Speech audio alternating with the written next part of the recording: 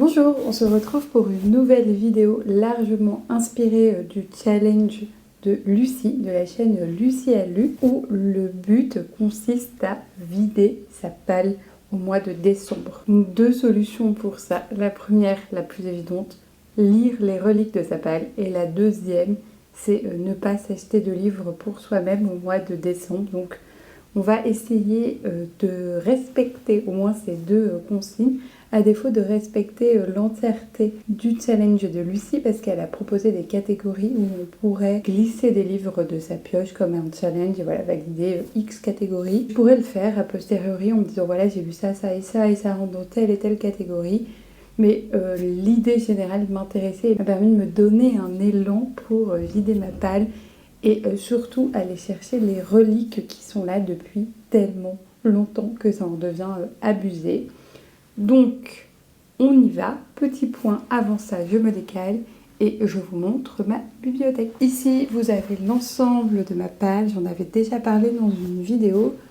Plus les livres sont de ce côté-là, plus ça fait longtemps qu'ils sont dans ma pile à lire, avec le petit dernier qui est quand même magnifique. Et celui que vous voyez pas, qui ne rentre pas parce que c'est une passe. Bref. Donc, il est temps de vider cette pile à lire. Il est temps de lire et surtout de prendre des décisions sur est-ce que j'ai envie de lire ou pas ces livres. Donc, je me suis fixé un petit défi, c'est de lire 3 reliques de ma palle. Donc, quand je dis reliques, c'est des livres qui sont par là. Parce que ça commence à faire longtemps. Le premier livre que j'ai lu, c'est celui-ci. Donc j'ai enlevé sa jaquette parce qu'elle n'était pas très belle. Donc c'est L'œil le plus bleu de Toni Morrison et que j'ai, je crois, dans une édition France Loisirs. Je ne suis pas très sûre, mais voilà. Ce livre-là, ça fait au moins 2 ans qu'il est dans ma pile à lire. Je ne sais pas si vous vous rendez compte. 2 ans. Je ne sais plus si je l'ai acheté sur Vinted ou trouvé en boîte à livres. Mais ça fait partie de ce que je vous disais dans mes vidéos sur mes habitudes de lecture, où en fait avant j'achetais beaucoup de livres d'occasion sur Vinted en me disant un jour je le lirai. Et en fait, résultat, il y en a quand même très peu que j'ai lu comme ça. Ou alors j'essayais d'acheter des livres en plus que le livre que je désirais pour faire des bonnes affaires, en réduisant les frais de port, en faisant des frais de lot, etc. Bref, pareil, je les ai pas tant lus que ça. Et Toni Morrison, d'autant plus que j'avais lu un livre d'elle, je crois que c'était Homme, et que ça m'avait plu mais sans plus, et je m'étais toujours dit que je retesterais Toni Morrison. Et donc là, a priori, l'occasion s'était présentée, vu que j'ai acheté ce livre-là, ou trouvé ce livre-là en boîte à livres. Bref, je l'ai déjà lu, et j'ai pas aimé, mais j'ai pas détesté. En gros, on suit l'histoire d'une petite fille qui s'appelle Pecola et qui voulait avoir des yeux bleus dans toute cette dimension du racisme intégré, à savoir que les petites filles blanches étaient vues comme, et continuent de l'être, comme plus jolies que n'importe quelle fille noire. Et donc dans ce livre-là, on va suivre la vie de Pecola, qui a une vie hautement difficile, puisqu'elle tombe enceinte notamment à 12 ans, il me semble. Elle vit dans des quartiers très pauvres, son père est alcoolique, les relations entre ses parents sont hautement violentes et conflictuelles. Bref, on retrouve en fait tous les thèmes chers à Toni Morrison et aux écrivaines afro-américaines de la même période. On peut penser notamment à Maya Angelou, à savoir le racisme systémique, la pauvreté, la ségrégation, mais aussi la sous-culture, voire la contre-culture des Afro-Américains avec le développement du jazz, mais aussi les consommations de drogue, etc. On retrouve tous ces thèmes qui, sur le papier, m'intéressent vraiment beaucoup, mais dans la transposition littéraire, beaucoup moins. Et j'avais déjà un peu ressenti ça avec Homme, donc de Toni Morrison, mais aussi avec le premier tome de l'autobiographie de Maya Angelou. Je sais pourquoi chante l'oiseau en cage, je crois que c'est ça.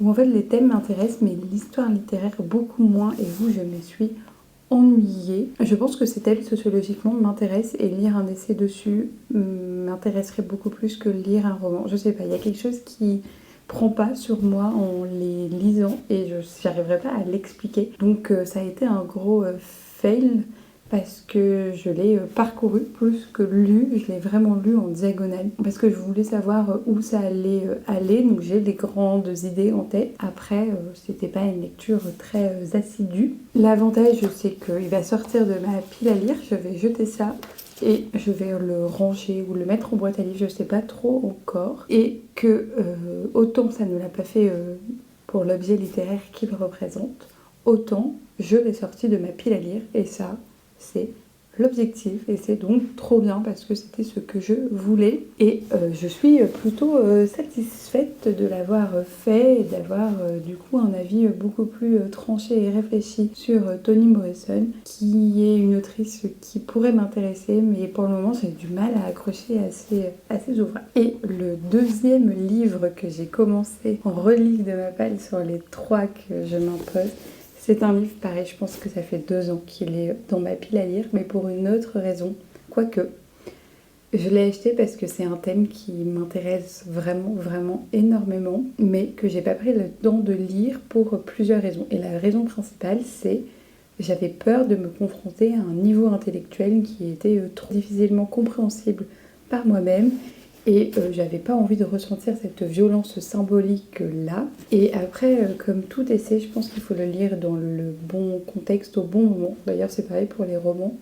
Mais je trouve que les essais, comme ce n'est pas romancé, quand on sort du travail, c'est quand même plus dur de se dire vas-y, je vais prendre un essai. Mais là, j'ai senti que c'était le bon moment. Alors, on est sur un petit thème quand même de bleu entre le pull, les 2 livres. Ici, on voit pas très bien, mais c'est Être écoféministe, théorie et pratique de Jeanne Burgade-Goutal, qui est une philosophe française. Et donc, vous l'aurez compris avec le titre, elle s'intéresse ici à l'écoféminisme, à ce mouvement de pensée et politique plus pratique qui est l'écoféminisme. Et étrangement, j'en suis que à la page 76 sur 300, donc j'ai même pas lu un tiers, mais ça se lit hyper facilement, c'est hyper accessible, donc c'est vraiment trop bien. Donc ma principale crainte n'est pas. Je vais vous faire juste un petit point lecture à ce moment-là du livre, j'ai pas beaucoup avancé, mais au moins pour définir ce qu'est cet écoféminisme-là. J'en avais déjà parlé sur ma chaîne, vu que j'avais lu le petit livre d'Élise Thiebaud sur l'écoféminisme, celui-ci. Je vais vous lire la définition que propose du coup l'autrice de ce mouvement-là. Aux racines de l'écoféminisme se trouve la compréhension de l'imbrication de nombreux systèmes d'oppression qui se renforcent mutuellement, se fondant sur l'intuition du féminisme socialiste selon laquelle le racisme, le classisme et le sexisme sont interconnectés. Les écoféministes ont découvert des relations entre ces formes d'oppression humaine et les structures oppressives du spécisme et de l'antinaturalisme.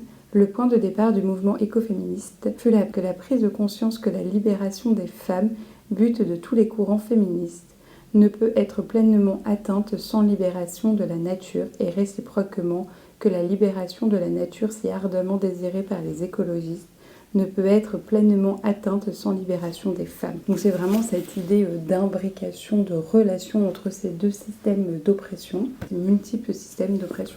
Et donc dans cet ouvrage, Jeanne Burgade-Goutal essaie du coup d'aller définir l'écoféminisme, mais très vite elle se rend compte qu'elle a affaire à une pluralité de courants, à des courants très disparates, que c'est difficile de voir les points communs parce que c'est vraiment une nébuleuse d'idées et de moyens aussi d'action. Et donc, au lieu d'aller cartographier ce mouvement, elle va essayer d'en dessiner progressivement les contours.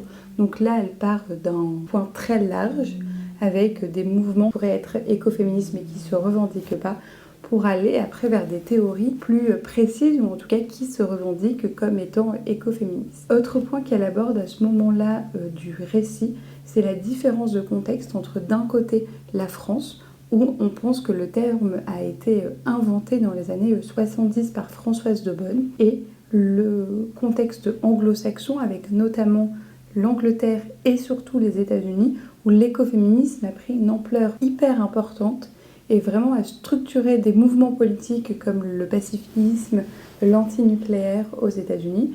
et comment expliquer cette différence de poids, de popularité en fait, entre le contexte français et le contexte anglo-saxon. Et elle revient très longuement du coup sur très longuement, c'est hyper intéressant, ça va pas paraître si long que ça, mais elle revient de manière détaillée sur le contexte français et comment le féminisme dans le contexte français, notamment dans la lignée de Simone de Beauvoir, a repris la dichotomie culture-nature héritée des Lumières et notamment de Descartes pour replacer la femme du côté de la culture comme les hommes et donc comme deux constructions sociales et combattre en fait tous les stéréotypes de genre liés au féminin sacré, au féminin de la nature. Et donc, comme c'est une des lectures de l'écoféminisme, je vous disais, c'était une nébuleuse de pensée, de courants, de théories. Les féministes français se sont opposés très fortement à ce point-là de l'écoféminisme.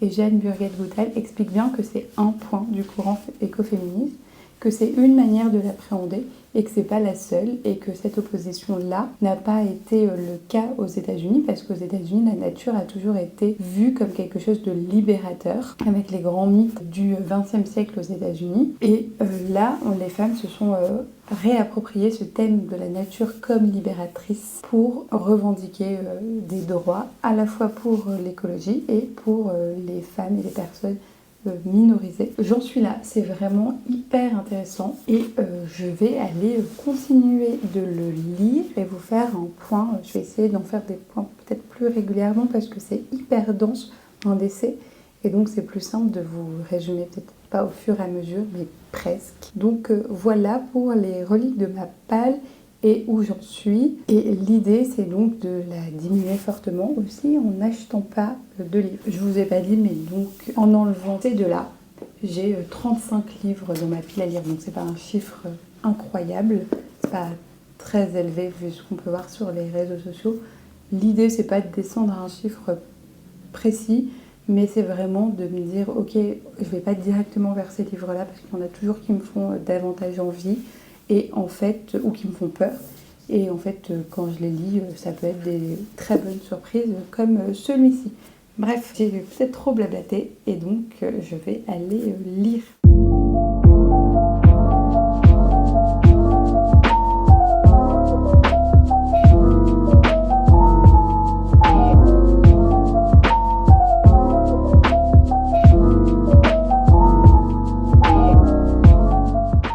Je vous retrouve pour un nouveau point lecture, donc dans cette saga où je lis, dans ce vlog, que dis-je, où je lis 3 livres, 3 reliques de ma pile à lire, et donc je suis toujours à lire Être écoféministe, théorie et pratique de Jeanne Burget-Goutal, et je suis à plus de 2/3 du livre. Je suis à la page 211 sur un petit peu moins de 300 pages, et je suis donc à la partie numéro 2.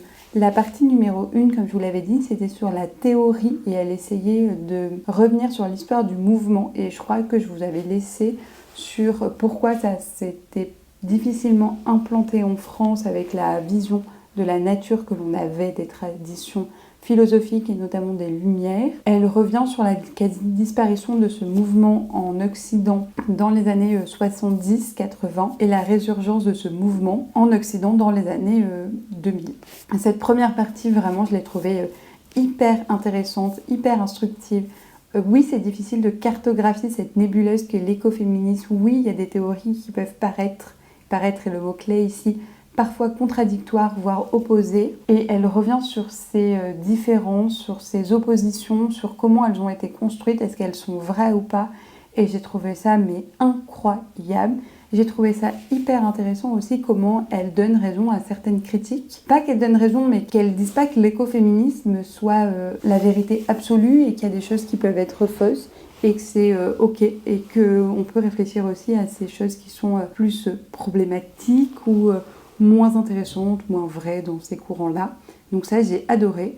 Par contre, j'aime pas trop la partie numéro 2 qui est plus pratique parce que ça ne m'intéresse pas les expériences plus pratiques de l'écoféminisme m'intéressent guère en tant qu'elle essaye de comprendre, c'est que si l'écoféminisme ne vise pas la réalité, ne vise pas la vérité absolue, mais une transformation du monde par des récits et des nouvelles visions que ce mouvement peut apporter, elle cherche à aller voir comment en pratique cela se forme et se forge. Et j'avoue que je suis peu intéressée par les expériences que elle a pu vivre, en fait pour deux raisons. Un, c'est des éléments qui ne m'intéressent pas parce que je voulais pas vivre l'expérience donc de l'autrice, mais je voulais aller plutôt aux racines de l'écoféminisme et peut-être lire des expériences d'autrices comme Starbuck, qui est une figure tutélaire du mouvement de l'écoféminisme, premièrement.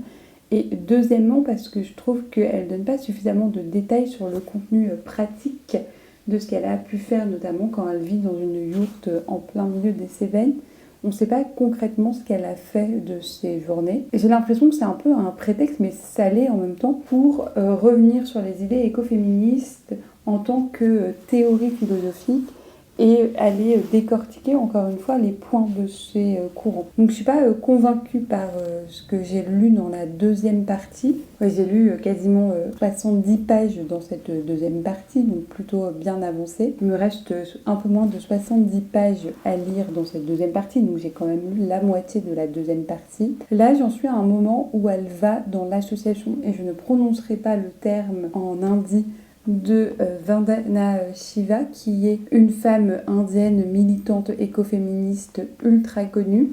Et elle va, pour essayer de mieux comprendre du coup l'écoféminisme dans un mouvement qui n'est pas retiré de la société ou un mouvement individuel, solitaire, et aussi pour essayer d'en voir plus clair, de comprendre les critiques qui sont faites à Vandana Shiva et à son association, et un peu essayer de déceler le vrai du faux. Je pense que c'est un peu mal résumé, mais vous avez saisi l'idée. Donc j'en suis là, et ça c'est une partie qui m'intéresse beaucoup parce que c'est vrai que c'est une militante écoféminisme quand même très critiquée, voire clivante, et en même temps dont on lui fait tellement d'éloges aussi que c'est un peu dur de se faire son avis sans bien comprendre en fait ce qu'est l'écoféminisme, ce qu'on lui reproche. Et moi je sais que j'ai aucune connaissance par exemple en agrologie, en biodynamisme, et même si j'ai lu de ces textes à Vandana Shiva, c'est dur d'aller déceler les critiques qu'on lui fait sur un plan génétique quand elle critique les OGM, dans un plan de statistiques alors qu'on n'a pas accès très facilement aux statistiques indiennes sur la question. Bref, j'ai trouvé que cette partie était plus intéressante et j'en suis en plein milieu. J'en suis au tout début du chapitre 6, quand elle va débarquer. Voilà, j'ai lu 3-4 pages du chapitre 6, quand elle va débarquer dans l'association de Vandana Shiva. Je reviendrai vers vous pour vous faire un point lecture quand j'aurai terminé. Et sachez que j'ai décidé de ma prochaine lecture de ma relique de ma palle, que je vous dévoilerai quand je l'aurai commencé, à savoir lundi. J'ai pas précisé, là on est samedi et il fait quasiment nuit, ça se voit à la luminosité. Il est même pas 16h, on adore. Et du coup je commencerai mon troisième livre de ma palle lundi, parce que je vais l'écouter en partie, voire totalement en audio. Je vous expliquerai ça lundi ou mardi en fonction de la luminosité qu'il fait dehors. À très vite.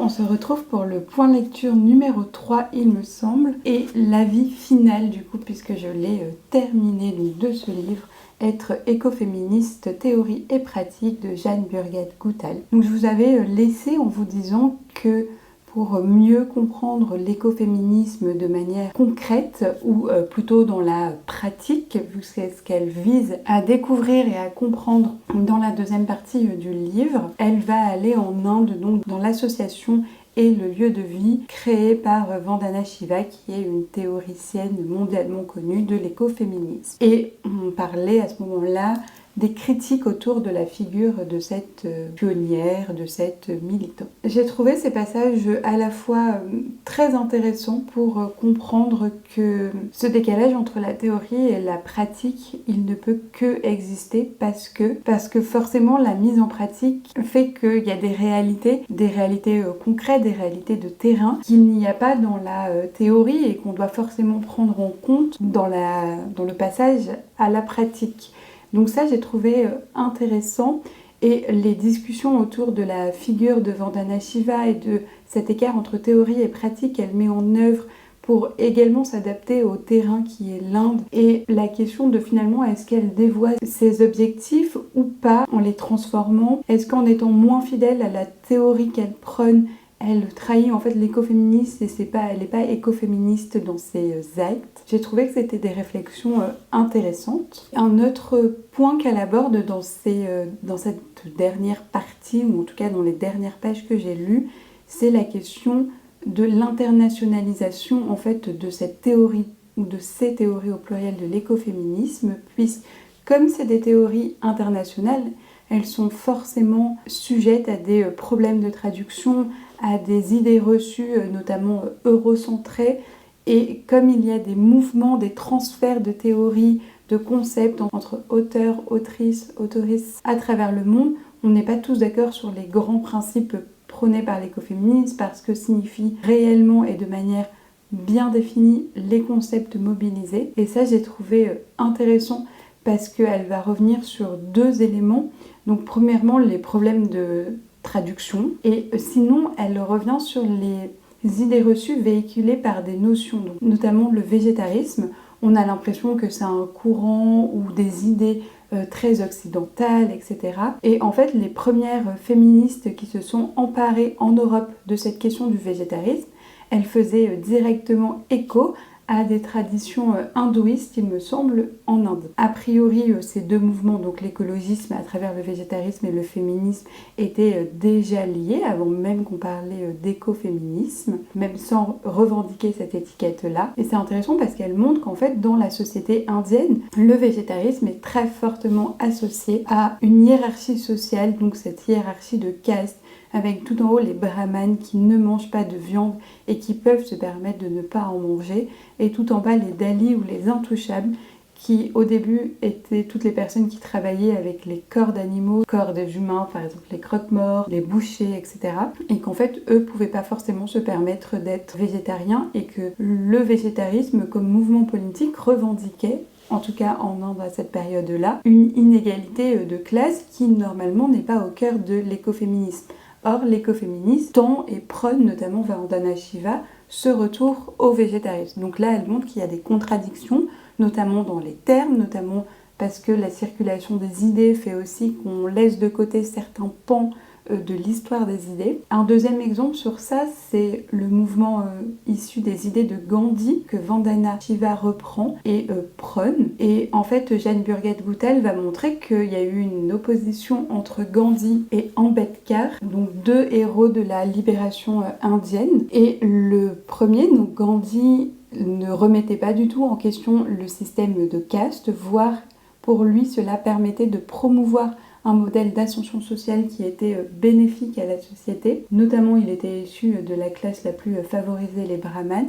A l'inverse, le deuxième, lui, prônait une abolition de ce système de classe et de caste. Et en se plaçant dans la droite lignée des idées de Gandhi, est-ce que, et c'est la question qu'elle pose Jane Burgat-Gouttal et auquel elle n'y répond pas vraiment parce qu'elle n'en sait rien, est-ce que Vandana Shiva sait tout ça et est d'accord avec cette vision classiste de la société, ou est-ce qu'elle reprend un concept qui parle aux occidentaux, parce que nous on ne connaît pas le deuxième héros de la libération, Ambedkar, dans une optique un peu commerciale et de marketing pour faire diffuser ses idées beaucoup plus facilement. Donc c'était vraiment des pistes que j'ai trouvées intéressantes, même si toutes les pratiques qu'elle va visiter m'ont moins intéressée, mais j'ai bien aimé qu'elle pose du coup cette question de la distance entre théorie et pratique dans cette deuxième partie. Et pour conclure, l'idée qui est la plus forte dans le livre pour moi, c'est que l'autrice repart en fait avec des lunettes écoféministes. Donc elle reprend cette notion, je crois, aux luttes féministes, et elle dit que même si elle n'est pas convaincue de tous les aspects des différentes théories écoféministes, que c'est toujours une nébuleuse, qu'il y a des éléments qui lui semblent pas logiques ou pas convaincants, elle repart avec ces lunettes-là. Et elle analyse du coup au prisme de ces lunettes pas mal d'éléments sociaux. Et donc ça j'ai trouvé intéressant. Et même si c'est des réflexions que dans les années 2020, je dirais, on a de plus en plus développées, À l'époque, donc au début des années, je crois 2010, c'était pas des thèmes à la mode, des thèmes dont on entendait parler, sur lesquels on réfléchissait, donc ça j'ai trouvé que c'était hyper intéressant. Et mon avis du coup général sur le livre, c'est que j'ai vraiment beaucoup aimé l'histoire des idées dans la première partie, comment cette nébuleuse insaisissable, difficilement cernable, elle arrivait à l'approcher par l'histoire du mouvement, cette histoire un peu cyclique de renouveau, de dépassement, d'invisibilisation, de silence, de retour en force. J'ai trouvé ça hyper intéressant, notamment la compréhension du cas français et de l'impossibilité en France d'avoir un réel mouvement écoféministe qui avait émergé dans le passé, à l'inverse de ce qui se passe dans le monde anglo-saxon. J'ai trouvé ça très intéressant. Les pratiques autour de Vandana Shiva et les réflexions autour de cette figure tutélaire de l'écoféminisme m'ont beaucoup intéressée, et je pense que j'aurais davantage aimé qu'elle reparle des pionnières de l'écoféminisme ou des grandes autrices de l'écoféminisme pour avoir des idées un peu plus claires de telle autrice, elle a dit ça dans le détail. Parce que même si elle cite des autrices, même si elle fait des liens entre les autrices écoféministes, c'était quand même difficile à suivre, mais c'est peut-être faisable ce que j'attendais du fait de cette nébuleuse, je sais pas trop. En tout cas, il y a certaines autrices qui m'ont donné envie d'aller les lire dans le texte, et j'ai beaucoup mieux compris ce courant comme étant une nébuleuse, ce que je ne savais pas forcément au début. J'arrive mieux à cerner du coup les critiques qui lui sont faites et en quoi ces critiques peuvent être justes ou en tout cas intéressantes à écouter, lesquelles le sont beaucoup moins et ce que l'on peut en faire. Donc pour conclure, j'ai trouvé que c'était un bon livre d'introduction à l'écoféministe, beaucoup mieux que le livre d'Élise Thiebaud, donc Le Petit Verre. Celui-ci que je vous avais déjà montré et dont j'avais déjà parlé en vidéo. En même temps, on n'est absolument pas sur le même format. Après, les deux sont complémentaires. Donc c'est une bonne introduction, mais ce n'est pas pour moi suffisant sur les deux points. Si vous voulez en savoir plus sur les théories, et en même temps, si vous vous dites, ok, moi je veux mettre en place une pratique écoféminisme dans ma vie, qu'est-ce que je peux faire? Et sinon, dans l'optique de cette vidéo, je suis très contente de l'avoir sortie de ma pile à lire, de l'avoir lu et de l'avoir autant apprécié, autant compris. Bref, une très bonne chose de faite. Et donc, mon troisième livre relique de ma palle, et c'était le plus ancien, si on en croit mon système très approximatif de rangement de ma palle, puisqu'il était tout au fond, vous voyez pas très bien, mais tout au fond de mon étagère de pales. Et donc il s'agit de Frankenstein de Mary Shelley. Et je n'ai jamais lu ce livre-là. Je ne crois pas avoir vu de film adapté de ce livre-là. Ce que j'en sais, c'est uniquement ce qui a réussi à pénétrer la culture populaire, donc le monstre créé en laboratoire. Mais vraiment, je pense que je n'en sais pas plus que cela. Le seul autre élément que je connais, c'est que Mary Shelley, et il me semble que c'est ça, je n'ai pas vérifié, j'aurais peut-être dû, a écrit ce livre hyper rapidement pour faire, lors d'une soirée, il me semble, avec des amis, dans une maison où il séjournait, pour divertir ses amis, et qu'elle a peu été prise au sérieux au moment de la publication du livre. Je crois, je n'en suis pas très sûre, je vérifierai pour le prochain point lecture. Et donc c'est un livre que je voulais absolument lire parce que le matrimoine c'est hyper important, ça vous le savez, et donc c'est quand même un classique de la littérature anglaise, gothique, écrit par une femme, et aussi de la fantasy science-fiction. Donc voilà, bref, je me suis dit que le jour où je le trouverais en boîte à livres ou d'occasion, je le prendrais. Et je l'ai longtemps cherché sur les quais de Seine chez les bouquinistes, et je sais plus où je l'ai trouvé. Donc soit là-bas, soit autre part dans une librairie d'occasion, soit sur Vinted d'occasion, soit en boîte à livres. Mais il est quand même en très bon état, donc je sais pas trop pour la boîte à livres. Bref, il me fait très peur parce que j'ai peur d'être déçue, j'ai peur de pas aimer, j'ai peur du rythme. A priori, c'est quand même très lent. Comme il me faisait peur et que j'avais plus rien à écouter, enfin si j'avais encore 1000 tomes de La Roue du Temps, j'ai décidé de l'écouter en audio, donc sur Audible. Et il était gratuit, genre ça m'a demandé aucun crédit Audible, donc c'était en plus trop cool. Donc j'ai commencé et j'ai écouté tout ça, donc les 118 premières pages. En fait, pas vraiment parce qu'il y a vraiment beaucoup de notes au début. Le livre commence dans mon édition réellement à la page 67, donc j'ai lu 40 pages, qui correspond à peu près 1 heure d'écoute au rythme où j'écoute. Et pour le moment, j'aime vraiment bien. Et à la toute fin hier de ma période d'écoute, j'ai enfin vu Frankenstein. J'ai commencé à comprendre d'où Frankenstein allait sortir, alors qu'avant j'étais là. Peut-être que je me suis trompée de livre. Ça n'avait strictement rien à voir. Et comme j'ai pas envie de faire un résumé, parce que j'ai pas envie d'aller me spoiler, parce que vraiment je sais pas du tout à quoi m'attendre, je vous en parlerai quand j'aurai davantage avancé. L'idée, c'est de le finir à la fin de la semaine, donc en audio, c'est largement faisable. J'aime beaucoup pour le moment, vraiment, et je trouve encore une fois que sur Audible, les narrateurs et narratrices sont toujours extraordinaires. Je ne suis pas encore tombée sur une personne dont je n'aimais pas la lecture, la manière de narrer l'histoire. Même quand j'aimais pas le livre, par exemple Les Aventuriers de la mer, j'aimais bien l'écouter finalement. Donc là, j'aime vraiment beaucoup. Et je vous ai pas dit, mais dans mon édition, il est très court. Il fait 320 pages. Je suis pas très loin de la moitié, on va dire. Donc bref, je reviens vous en parler très vite parce que là, c'est du blabla pour pas grand-chose. Et en parallèle, je lis donc un autre livre de ma palle, vu que je n'achète pas de livre jusqu'à Noël. En tout cas pour moi. Mais du coup, c'était pas une relique de ma palle, c'était le dernier livre qui était rentré dans ma palle. Donc je vais pas vous en parler ici dans ma vidéo. Bref, je vous dis à très vite pour un prochain point lecture sur Frankenstein.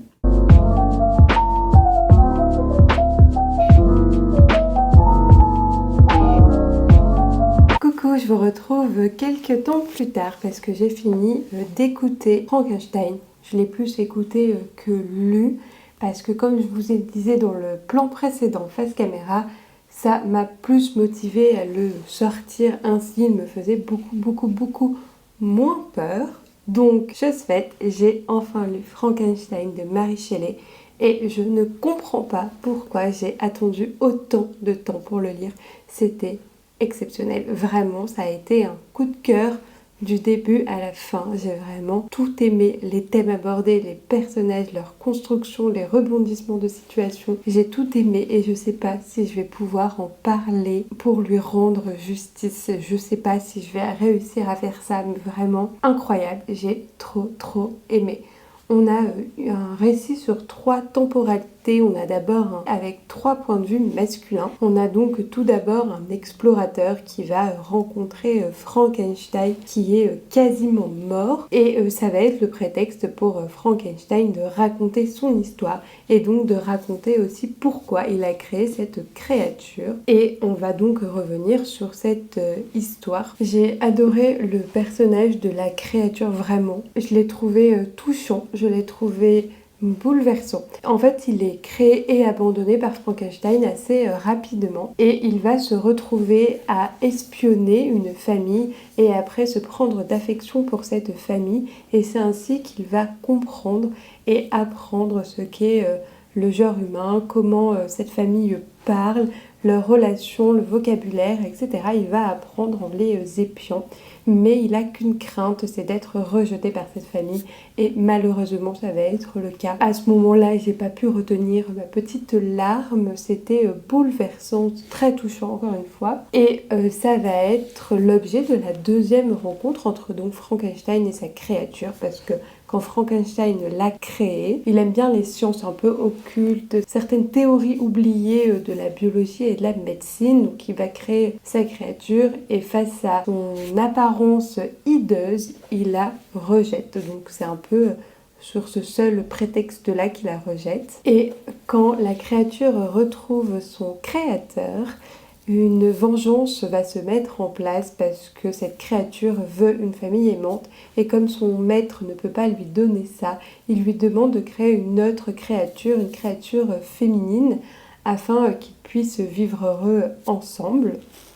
Et Frankenstein lui refuse parce qu'il a très peur de recréer une deuxième créature et de la laisser comme ça arpenter le monde. Et donc il refuse et se met donc en place un jeu de vengeance. La créature tue petit à petit les êtres proches de Frankenstein qui fini, quasiment fou, et avec une seule idée, c'est lui aussi de se venger de sa créature. Les thèmes abordés sont vraiment hyper intéressants et hyper bien travaillés autour donc de la figure de la dualité. Qu'est-ce qui fait l'autre? Pourquoi l'autre est à ce point rejeté? Qu'est-ce qui fait la différence? Mais aussi le regard moralisateur et stigmatisant de la société sur cette différence. La responsabilité qui est partagée, c'est pas que Frankenstein qui a créé cette créature, mais en fait toutes les personnes qui vont la rejeter au fur et à mesure. Et cela explique aussi qu'on est tous, en tant que société, responsables des situations créées, notamment là de cette situation de vengeance. Les thèmes aussi de la responsabilité scientifique. Est-ce que créer quelque chose scientifiquement en fait de nous forcément le responsable? Et donc c'est des thèmes qui vont traverser l'éthique de la science et les philosophies des sciences dans les siècles suivants. Je m'en doutais, mais j'arrive pas à rendre hommage et à mettre des mots sur ce qui m'a à ce point bouleversée à l'écoute de ce texte. Vraiment, il y a une douceur, il y a une poésie, une bienveillance en même temps que des thèmes très sombres, des situations, encore une fois, bouleversantes. C'est la 8e fois au moins que j'emploie ce mot-là. Mais il s'est passé quelque chose, ça a matché, ça m'a plu, ça m'a touché au plus profond de moi. J'ai adoré ce texte, vraiment. Et je suis moi-même très déçue parce que du temps est passé, j'arrivais pas à en parler dès la fin de ma lecture. Mais j'ai adoré et je suis déçue de ne pas arriver à l'exprimer et à rendre palpable, à rendre compréhensible ce qui m'a à ce point plu dans ce livre. Et en plus, c'est un livre du matrimoine littéraire. Marie Shelley, elle a été quand même très vite oubliée, très vite effacée, aussi minorisée, infériorisée, alors qu'elle a écrit ce livre qui est pour moi grandiose. Et pour en avoir parlé aussi sur Instagram, la traduction chez les éditions Flammarion et à souligner parce qu'elle est vraiment, il y a un travail de traduction ici important qui nous permet de découvrir la plume de Marie Shelley de manière quand même assez, qui nous permet en fait de nous rapprocher au maximum de la plume de Marie Shelley. Donc je tenais aussi à souligner ce travail de traduction. J'arrête de parler sur ce livre-là parce que, bon, encore une fois, c'est difficile et que j'ai adoré. Bref. Et voici pour ma vidéo où je lisais entre autres 3 reliques de ma pile à lire et vous aurez vu que vraiment j'en avais pas mal et qu'elles dataient de plusieurs années, ce qui est compliqué à gérer. Et cette vidéo du coup m'a donné envie, avec également le challenge de Lucie, de vider encore plus ma pile à lire. Et j'ai continué à lire d'autres reliques de ma palle, alors plus ou moins reliques, hein, vous verrez dans la vidéo bilan de décembre, mais j'ai donc diminué ma pile à lire. Il y avait eu le chiffre avant dans la vidéo, il me semblait que c'était autour de 35 et donc là je vais recompter 31. Donc c'est plutôt trop bien parce qu'entre-temps j'ai lu d'autres reliques de ma palle et ça a été majoritairement des très bonnes lectures. Donc il faut que je les sorte parce que je sais quand je les achète que ça va me plaire et je le fais pas de suite, alors que franchement j'ai enchaîné les bonnes lectures, que ça soit dans cette vidéo ou dans mes prochaines lectures que je vous présenterai face caméra. Je vous dis donc merci pour votre soutien. Merci d'avoir regardé jusqu'au bout cette vidéo et je vous dis à la semaine prochaine pour une nouvelle vidéo. Au revoir!